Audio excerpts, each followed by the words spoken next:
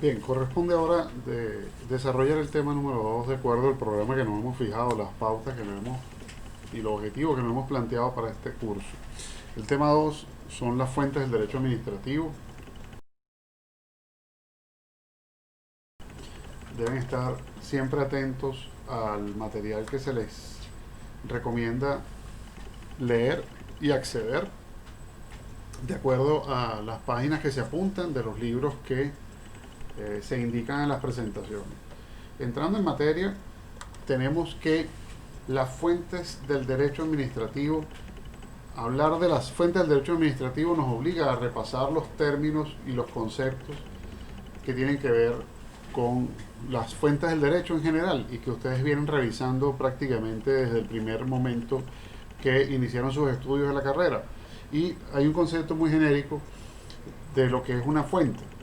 La fuente es de donde emana. En el caso del derecho, las fuentes del derecho es de donde emana el derecho. Y de acuerdo a la clasificación general de las fuentes, tenemos una clasificación en fuentes escritas y no escritas. Dentro de las fuentes escritas, el derecho administrativo hace mayor ahínco a ellas, hace mayor alcance a ellas, ya que las fuentes no escritas, como por ejemplo son las costumbres, únicamente aplican al derecho mercantil. Es la excepción en la legislación venezolana donde se admite una fuente no escrita, como es la costumbre, para que sirva de fuente del derecho. Ahora bien, con respecto a cómo vamos a manejar, cuál es la estructura de la fuente que vamos a manejar, Venezuela, o es la tendencia doctrinaria en Venezuela, se rige por el sistema kelseniano. Se deben recordar, y si no lo recuerdan, repásenlo, de la pirámide de Kelsen. Tenemos entonces una organización jerárquica de las fuentes del derecho de acuerdo a un patrón establecido por Kelsen, partiendo de un nivel constitucional o superior, de un nivel legal y de un nivel sublegal. Tenemos tres niveles en la pirámide de Kelsen claramente establecidos en la doctrina y que ustedes han tenido oportunidad de estudiar con otras materias. ¿Y por qué se apela a la pirámide de Kelsen y no se apela a otro tipo de estructura? Porque el derecho venezolano no tiene. En las normas del derecho venezolano no hay una indicación precisa, a diferencia de otros países, que su legislación sí establece que las fuentes del derecho, por ejemplo, de Australia, por darles una idea, que no es así necesariamente, las fuentes son esta y esta. No es taxativo en la ley, en la legislación venezolana, cuáles son las fuentes de su derecho, del derecho venezolano. No hay una enunciación taxativa en la ley. A falta de esa enunciación taxativa, tenemos entonces que apelar al sistema kelseniano de la pirámide de Kelsen, que repito, ya ustedes conocen. Entonces, partiendo de esa idea, tenemos fuentes de rango constitucional. ¿Cuáles son las fuentes de rango constitucional? De acuerdo a la configuración de la pirámide de Kelsen, la Constitución de la República Bolivariana de Venezuela y las interpretaciones que haga la sala únicamente, las interpretaciones que haga la Sala Constitucional del Tribunal Supremo de Justicia. ¿Por qué? Porque de acuerdo a la misma Constitución, la Sala Constitucional del Tribunal Supremo de Justicia es la única que está llamada a darle interpretación a la Constitución y que esa interpretación, esos criterios que establece la Sala Constitucional tengan carácter vinculante. No hay otro organismo, no hay otra institución en Venezuela, no hay mucho menos hablar de tribunales de inferior categoría, ni siquiera las otras salas del mismo Tribunal Supremo de Justicia tienen la posibilidad de interpretar la Constitución y que esa interpretación tenga el carácter vinculante. ¿Qué quiere decir que tenga un carácter vinculante? Que esa interpretación sea obligatoria para el resto de los ciudadanos que habitan este país, del resto de las instituciones que cohabitan y ejercen el poder en Venezuela. ¿De acuerdo? Entonces, el rango constitucional, tenemos la Constitución y la interpretación que haga la Sala Constitucional del Tribunal Supremo de Justicia con carácter vinculante.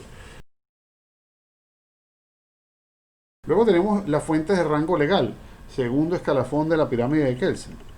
Leyes orgánicas, leyes ordinarias, decretos leyes, que son los decretos leyes, lo vamos a repasar un poquito más adelante para no ser repetitivo, y las leyes aprobatorias de tratados internacionales.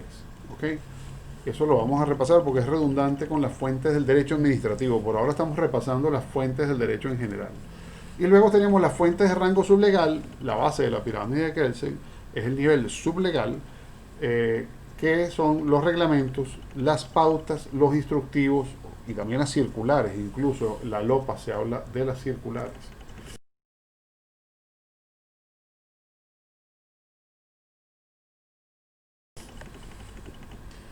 Ahora bien, ¿cómo se resuelve un conflicto entre normas? ¿Cómo se resuelve una situación donde nos veamos en la necesidad de interpretar lo que está ocurriendo, el supuesto de hecho que tenemos presente, qué consecuencias jurídicas le vamos a aplicar de acuerdo a la jerarquización de las normas? Primero tenemos que partir de un principio que por encima de la Constitución no hay nada. ¿Ok? Ninguna disposición que choque con la Constitución puede ser aplicada, a menos que obviamente estemos hablando de una aberración legal, incluso de rango constitucional. No es el caso. Por encima de la Constitución no va a haber nada. Nuestra fuente de inspiración primaria a nivel de fuentes del derecho va a ser siempre nuestra Constitución.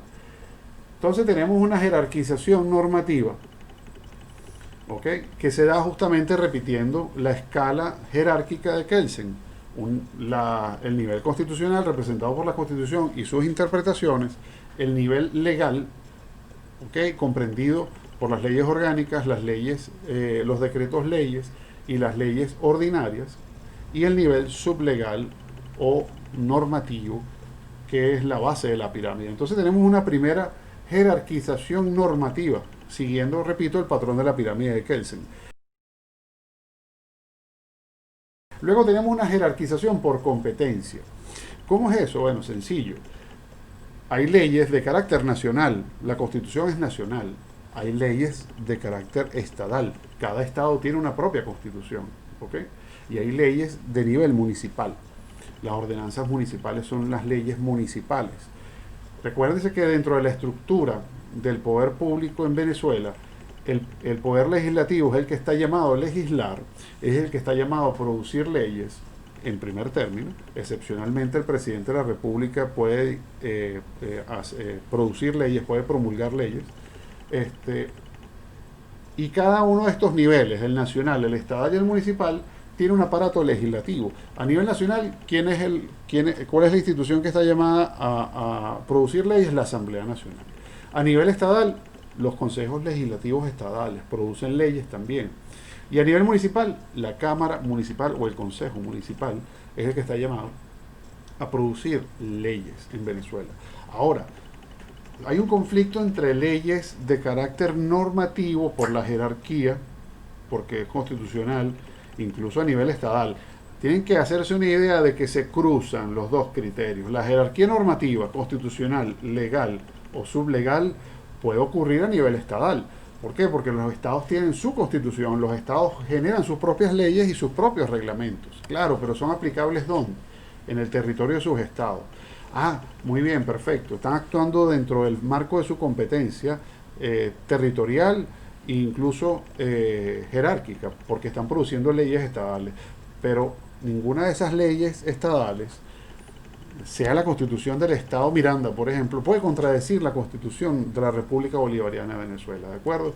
Se genera un cruce donde no puede haber colisiones. Tiene que haber un empalme perfecto, como si fuera la cremallera, un cierre entre la legislación nacional, la estatal y la municipal, por jerarquías de rango constitucional, legal o sublegal. Se deben cruzar esas jerarquizaciones sin tropezarse, sin solaparse, sin chocar. El ejemplo perfecto es la cremallera, un cierre. Cuando pasas el cierre, cierra bien, y cuando regresas el cierre, abre bien. Ese cruce debe producirse exactamente con la jerarquización de las leyes, ¿de acuerdo?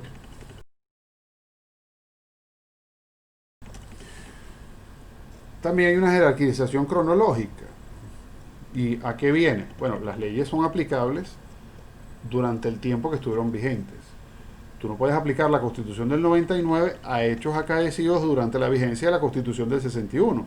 Y tú no puedes aplicar las disposiciones de la Constitución del 61 a hechos acaecidos después que fue derogada. Y todas las leyes, llámese Constitución, llámese ley orgánica, llámese ley ordinaria, todas las leyes tienen una particularidad común, que las leyes se derogan por nuevas leyes. Incluso queremos derogar, por ejemplo, la ley de ilícitos cambiarios. Vamos a poner un ejemplo. Se acabaron los ilícitos cambiarios en Venezuela. No hay más delitos cambiarios en Venezuela.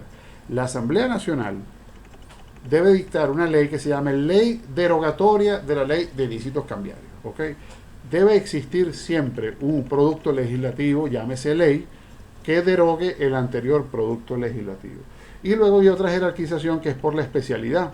¿Por qué? Porque la administración pública es multidisciplinaria. ¿Ok? Las diferentes áreas de competencia de la administración pública a nivel central, nacional, estatal o municipal es multidisciplinaria. Tenemos áreas tributarias, áreas sanitarias, áreas de identificación, migración y extranjería, la parte de la Fuerza Armada Nacional, el estamento militar. Entonces, las leyes, por ejemplo, la ley orgánica de la Fuerza Armada Nacional no puede pretender el legislador, por medio de la ley orgánica de la Fuerza Armada Nacional, regularme un aspecto sanitario o regularme un aspecto tributario que compete al CENIAT. Entonces hay otra jerarquización que atiende no solamente a la clasificación jerárquica, no solamente a la competencia territorial o la competencia orgánica, sino también a la especialidad que va a atender esa ley determinada o ese producto determinado. ¿De acuerdo? Luego tenemos un esquema que hace bien diferenciado las fuentes del derecho administrativo. Prácticamente repite lo que acabamos de ver, ¿ok? Pero vamos más hacia lo preciso, ¿ok? Tenemos fuentes de rango constitucional, seguimos con la pirámide de Kelsen, no la abandonamos. ¿Se recuerdan cuando hablábamos en derecho constitucional de que era muy importante meternos en la cabeza ese dibujo, ese esquema de jerarquización de las leyes? Bueno, aquí lo estamos desarrollando poco a poco y seguramente en otras materias también lo han hecho. Tenemos el rango legal. ¿Cuáles son las fuentes del derecho administrativo de rango legal? La misma que acabamos de hablar, la Constitución más las interpretaciones que la Sala Constitucional haga de ella. Las de rango legal, aquí sí vamos al detalle. Las leyes orgánicas, en primer término. Leyes orgánicas que ordena promulgar la Constitución. Hay leyes específicas que la Constitución ordena que deben ser promulgadas. Hay leyes orgánicas, por ejemplo, la Ley Orgánica de Amparo Constitucional está ordenada por la Constitución. La Ley Orgánica de Identificación está ordenada por la Constitución, porque son actividades específicas que ejerce la administración que deben ser normadas por vía de leyes orgánicas. Luego tenemos las leyes orgánicas que organizan los poderes públicos. Esas leyes orgánicas, te lo dice el título, son aquellas llamadas a organizar el aparato del Estado, la organización de los poderes públicos y, repito, con jerarquías a nivel nacional, dictadas por la Asamblea Nacional, a nivel estatal, una ley que dicta el Estado Miranda, por ejemplo, que organiza su sistema de salud nacional, estatal, por ejemplo. Y las leyes orgánicas para desarrollar derechos constitucionales, la vivienda, por ejemplo, el derecho a la educación, el derecho a la vida, el derecho a la salud, son derechos constitucionales que están claramente enunciados en la Constitución y que las leyes orgánicas están llamadas a desarrollar. Luego tenemos las leyes ordinarias, ¿ok?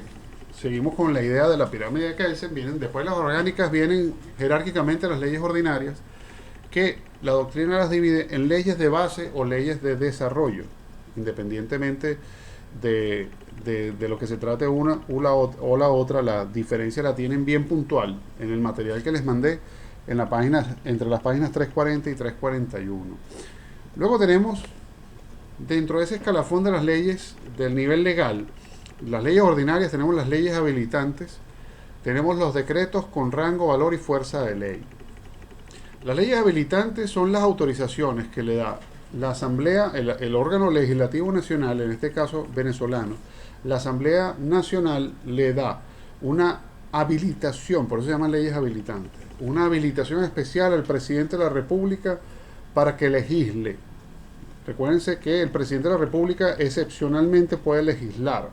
En el caso venezolano, lo hace por medio de leyes habilitantes y lo hace sobre materias que específicamente le han sido autorizadas. Entonces, si el presidente de la República tiene una ley habilitante en materia de salud, no puede emitir decretos leyes, decretos con rango, valor y fuerza de ley que tengan que ver con la materia, por ejemplo, de seguridad nacional.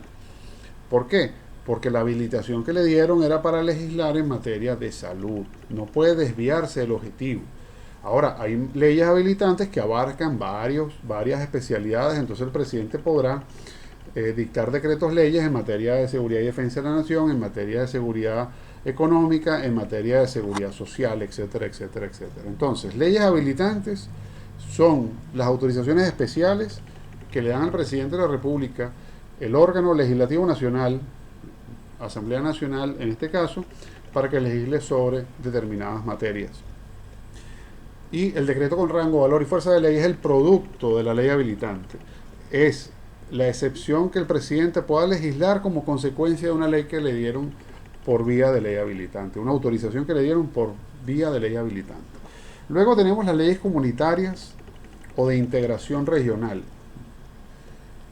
Son los tratados que firma Venezuela adhiriéndose a organizaciones comunitarias regionales, continentales o globales, desde Naciones Unidas, y ahí le menciono algunos casos como la CAN, Confederación Andina de Naciones, Mercosur, UNASUR, Petrocaribe, por decirles unos.